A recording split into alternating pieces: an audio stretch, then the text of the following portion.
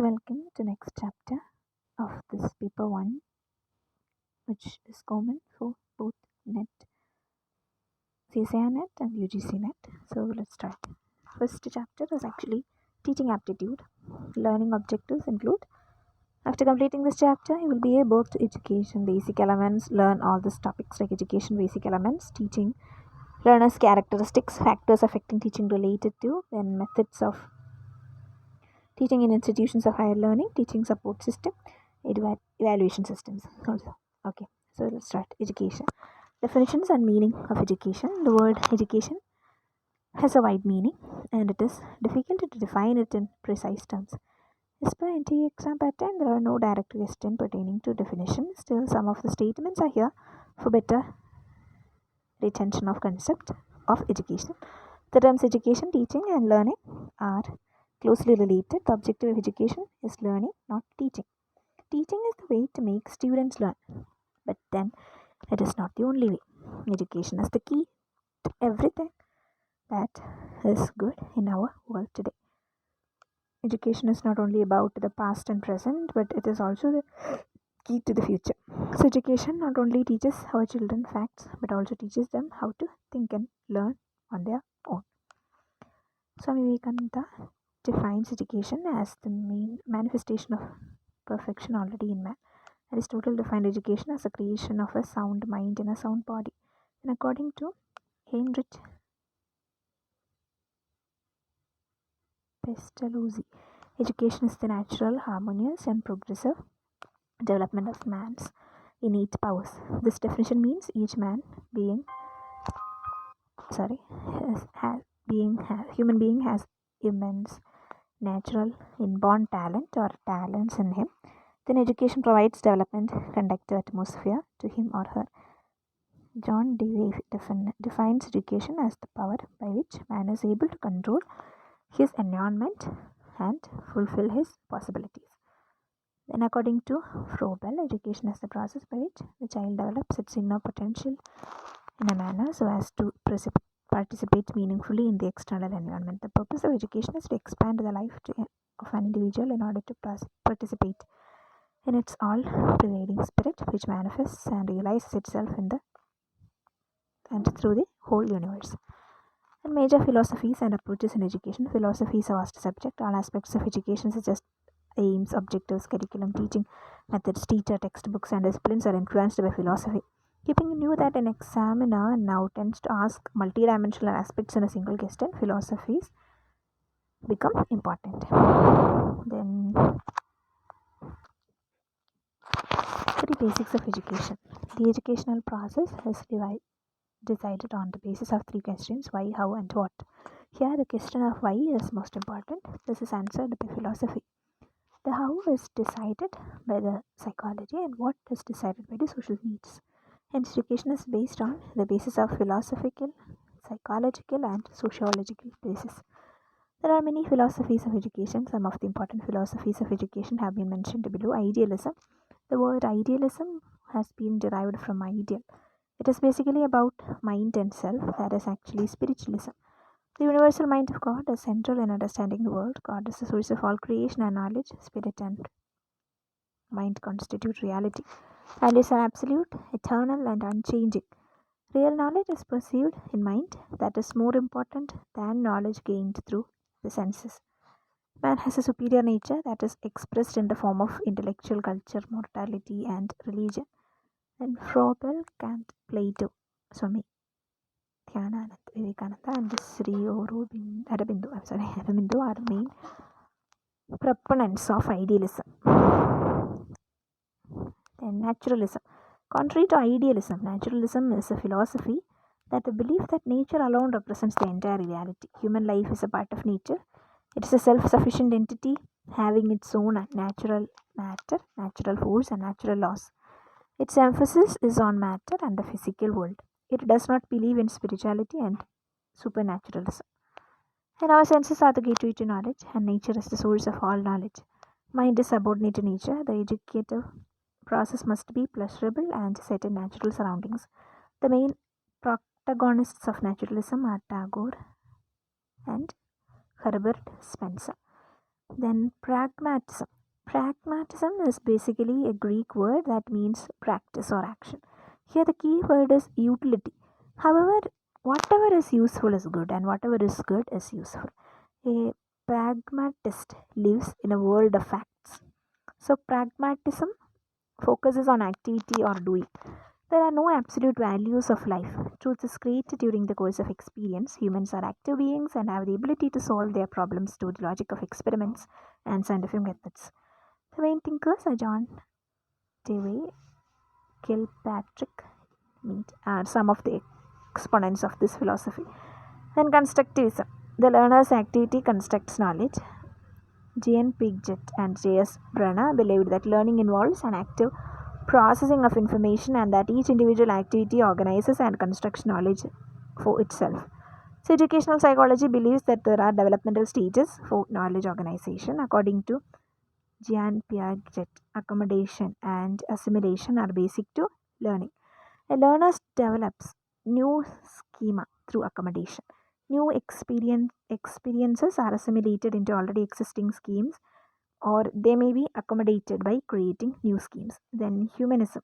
It is a reasonable balance in life and regards humans as the center and measure of all activities. Humanism believes in the interest and welfare of all human beings.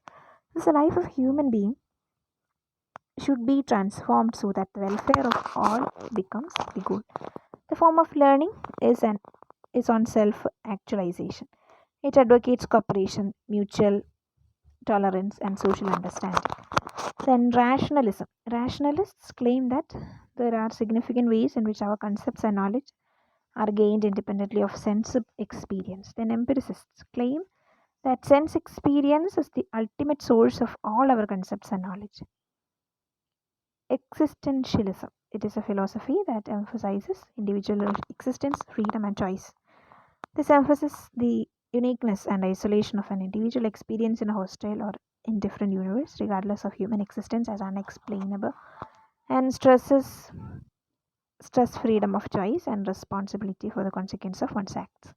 And behaviorism, it assumes that learner is a passive organism who may be conditioned to learn new behavior. Therefore, learning could be explained by change in observed behavior. It postulates the law of exercise and the law of effect. The law of exercise means repeating a conditioned response would strengthen the bond between the stimulus and the response. In other words, practice makes a man perfect. Then law of effect. Law of effect is the principle of reinforcement and punishment. Pleasures and pains resulting from previous behavior decides our future behavior. Then Gestalt psychology. It believes that the whole is greater than the sum of its parts. For example, in the human body, there are cells, tissues, organ systems, etc. The sum of all these components, human body, is greater than the sum of its parts. This is because the parts are interrelated to each other. Then further, Gestalt psychology demonstrated the significance of perception. It also showed that complex learning need not occur gradually through lengthy practice but may develop through insight. Then eclectic philosophy. Eclecticism is nothing but fusion of knowledge from all sources. It is a peculiar type of educational philosophy which combines all good ideas and principles from various philosophies. There are many more philosophies of education. Each of the philosophies has its contributions and limitations. Not a single philosophy is complete in itself. Also, a single philosophy cannot be applied successfully in all situations because the world and its values are continuously changing. The educational system also changes from time to time. Then important concepts in education and its proponents.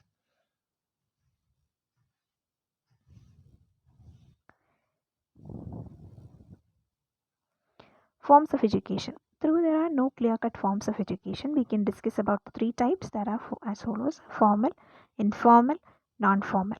Formal education, it is pre-planned, direct, organized, and given in specific educational institutions such as schools and colleges. It is limited to a specific period and it has well-defined curriculum. It is given by qualified and trained teachers. Formal education observes strict discipline. It occurs at different levels such as in primary, middle, secondary, higher secondary, graduate, postgraduate, doctorate, postdoctorate. It can be in humanities, science, technical and professional areas. Then informal education.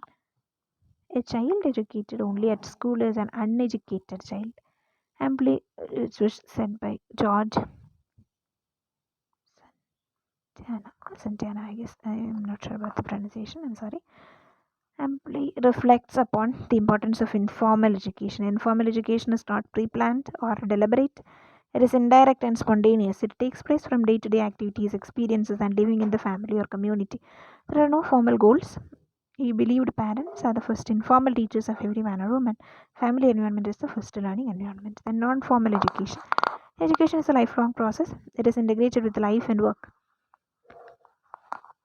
It falls within the formal and informal types of education. It is a flexible system. It is intentional, incidental, and given outside the formal system. It is consciously and deliberately planned, organized, and systematically implemented. It is an open system of education without rigid rules, regulations, and fixed stages, or time schedule. So, social or adult education, distance education are examples of non-formal education. All these three types of education, such as formal, informal, and non-formal, have their due place in the modern system of education. Each has its own merits and demerits. Then there is need to integrate the three forms and make education holistic and comprehensive. Thus, we can see that about three components are mixed up in actual life situations. So, active agencies like families, schools, and colleges work through human interaction. Cinemas, radios, newspapers, and magazines are counted as passive agencies where education is mostly seen as one way interaction, but some feedback mechanisms and parallel discussions may also exist. Aims and objectives. In today's situation, no nation can think of social or economic development without an abundant supply of highly educated and skilled people. The issue of function and objectives of education is of utmost importance because all other aspects of education, like the content, that means subject matter, method of teaching and instruction, discipline, and evaluation, are integrated within it. So, most of the functions of education become clear to us through various definitions given below. A mirror that reflects society as it is, or to be stabilizer of the society, an agent of social change, or a force directed towards implementing the ideas of society. George Payne, a sociobiologist or sociologist, has given three main functions: assimilation of traditions, development of new social patterns, creative and constructive role. Then Emily Durkheim, I am not sure about the pronunciation, established ideas on transmission of society's norms and values as the major function of society. He also acknowledged education as a training for specialized roles, including adopting some occupation for livelihood. Education is required to perform the function of cultural transmission and enrichment, acceptance and reformulation, change and reconstruction. The process by the young generation learns the traditional ways of society is called enculturation, and it differs from society to society. Although education and enculturation is formalized, acculturation is a process through which a person or group from one culture comes to adopt the practices and values of other culture, but still retaining their own distinct culture. This concept has become important in an increasingly globalized society. And factors determining education aims. Education is mostly a planned and purposeful activity. So, education aims are necessary in giving direction to unique activities which are determined by the following factors: philosophy. Philosophy and education are the two sides of a coin. Philosophy is the main factor that determines the aim of education. Education is termed to be the best means for propagation of philosophy. Then human nature. It is closely linked with philosophy. For example, idealists regard unfolding of the divine in man as the aim of education. Then socio-cultural factors and problems. Education has to preserve and transmit the cultural heritage and traditions from one generation to another. The religious factor. In ancient India, Buddhism emphasized the inculcation of the ideals of religion such as ahisma. Ahimsa. It was a slip of tongue. I'm sorry, ahimsa and truth into the prevailing educational system. Then political ideologies. The educational aims of a democratic political system can be quite different from that of an autocratic political setup. Then exploration of knowledge. Knowledge is must for good interpersonal relationships, healthy adjustment in life, modification of behavior, self-awareness, and for social growth. It is also a source of happiness. And vocational education should prepare the child to earn his livelihood and to make him self-sufficient and efficient in both economic and social factors. Then self-actualization and total development. Education should help a person to become what he has to become according to his or her individual potentials. Education aims at total development of an individual and it includes physical, mental, emotional, social, and spiritual developments. Harmonious development. Mahatma Gandhi emphasized the aim of education very much when he said, by education, we mean an all round drawing out of the best in child and man, body, mind, and spirit. Moral and character development. Some educationists consider this as the supreme aim of education. Herbert Spencer emphasized that education must enable the child to cultivate moral values and virtues such as truthfulness, goodness, purity, courage, reverence, and honesty. Then, citizenship. As a member of the society, a student should be cautious about his or her duties, functions, and obligations towards society. Then, education for leisure. Leisure is a time which is utilized for enjoyment and recreation. It is needed to keep up rest and regain energy. Leisure, if wisely used, gives birth to physical and mental balance. Artistic, moral, and aesthetic developments can be inspired through the beneficial use of leisure time. Then some specified aims of education in Indian context. When India became free, there was a need for reorientation and restructuring of all our existing social, political, and educational systems in order to meet the socio-economic, political, and educational needs of the country. Since independence, various committees and commissions were appointed to lay down the aims and objectives of education in India. University Education Commission of 1948 was chaired by Dr. S. Radhakrishnan. Secondary Education Commissions of 1952 to 53 was headed by Dr. Muralidhar as its chairman. National Education Committee was set up under Dr. S. Radhakrishnan as its chairman. Kothari Education Commission of 1964 to 66. National Education Policy 1986 specified the following aims and objectives of our education.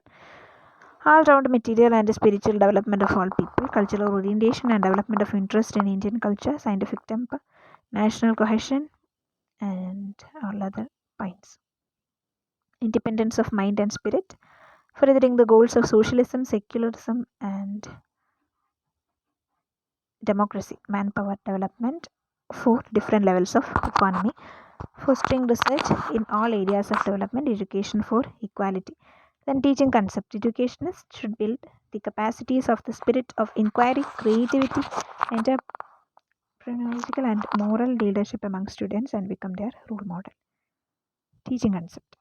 So these words reflect the whole idea of what it means to be a teacher. The progress and prosperity of a nation depends upon the development of its human resources. For this purpose, we need highly competent teachers. Teaching aptitude is all about evaluating candidates who want to enter teaching profession on the basis of their knowledge and skills. It refers to basic qualities required to become a successful teacher.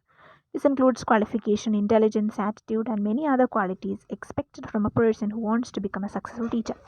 Teaching can be defined in the following ways. Teaching is the purposeful direction and management of the learning process. Teaching is a process of providing opportunities for students to produce relatively permanent change through engagement and experiences provided by the teachers. Teaching is a skillful application of knowledge, experience, and scientific principles with an objective to set up an environment to facilitate learning. Teaching is a planned activity, and effective teaching depends on the following factors: how clearly the students understand what they are expected to learn, how accurately their learning can be measured. Teaching is a process in which the learner, teacher, and other variables are organized in a systematic way to attain some predetermined goals. Then teaching is an activity that influences a child to learn and acquire desired knowledge and skills, and also their desired ways of living in the society. Then basic teaching models. There is no basic model of teaching that gives well for all situations. Two contrasting models are discussed here. This model separately or in combination would be used for different courses, like pedagogy model. I'm not sure about the pronunciation, but I'm going to skip the term. This is a conventional approach. In this method, the instructor more or less controls the material to be learned and the pace of learning while presenting the course content to the students. The purpose of this method of learning is to acquire and memorize new knowledge or learn new skills. Instructor-centered teaching can also be described as this type. This is an art and science of teaching. It determines how the teaching occurs, the approach to teaching and learning, the way the content is delivered, and what the students learn as a result of the process. In this approach, the learner is dependent upon the constructor for all learning, and the teacher assumes full responsibility for what is taught and how it is learned. The teacher or instructor evaluates the learning processes of the students. Then andragogical model. In this model, the learner is mostly self-directed and it is responsible for his or her own learning. The students learn best not only by receiving knowledge but also by interpreting it, learning through discovery and at the same time setting the pace of their own learning. In this method, the instructions facilitate the learning of participants and help them by offering opportunities to learn themselves and acquire new knowledge. So major shifts: teacher-centered to fixed.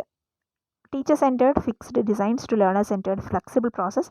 Teacher's direction and decision, learner's autonomy. Teacher's guidance and monitoring of learning to teacher's facilitation, support and encouragement for learning. Passive reception in learning, active participation in learning. And learning within the four walls of classroom, learning in the wider social context. Knowledge are as given and fixed knowledge as it evolves and is created. Then a disciplinary focus, multidisciplinary educational focus, then linear exposure, multiple and divergent exposure, assessment short, assessment mode, multifarious and continuous. This and develop new skills. This type of teaching is also referred to as andragogical approach.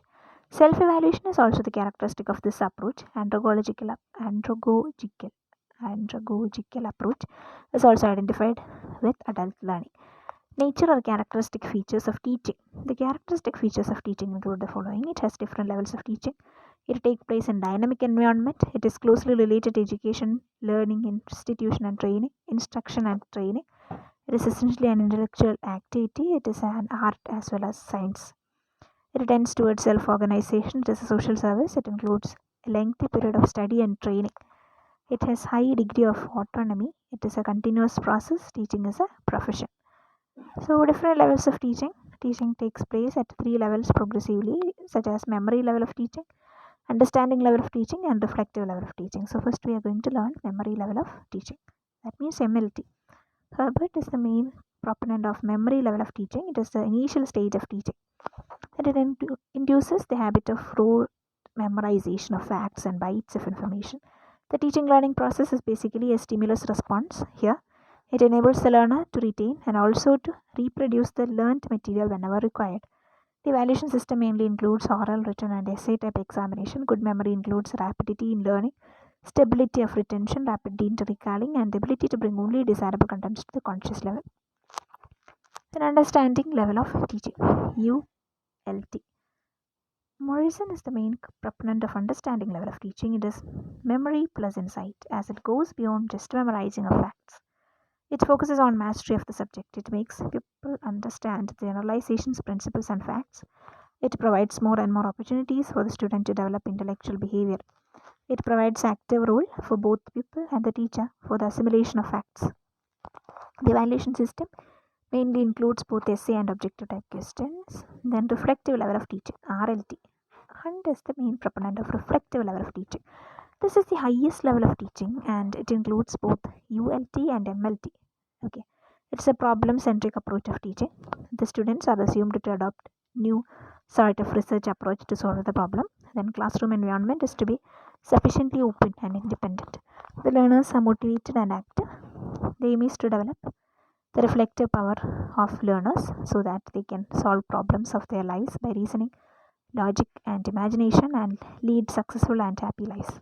The people occupy the primary place and teachers assume the secondary place. Essay type test is used for evaluation. Attitude, belief and involvement are also evaluated. In dynamic environment, teaching is dominated by communication which is very dynamic in nature. Teaching changes according to time and place. Its environment consists of interaction among 3 variables, namely independent, dependent and intervening variables. As students depend upon teachers for learning, students are assumed to be dependent variables. Teachers are in a position to manipulate the behaviors of students, and hence teachers are considered as independent variables. Teaching methods, teaching institution facilities, and motivational techniques, which also facilitate the teaching learning process, are termed as intervening variables. In case we want to look at teacher, learner, curriculum, physical conditions, that means climate, the following scenarios emerge starting from bipolar to quadrilateral. It is a bipolar process. Bipolar process. It is a tripolar. Wait a minute, I'm going to change the view.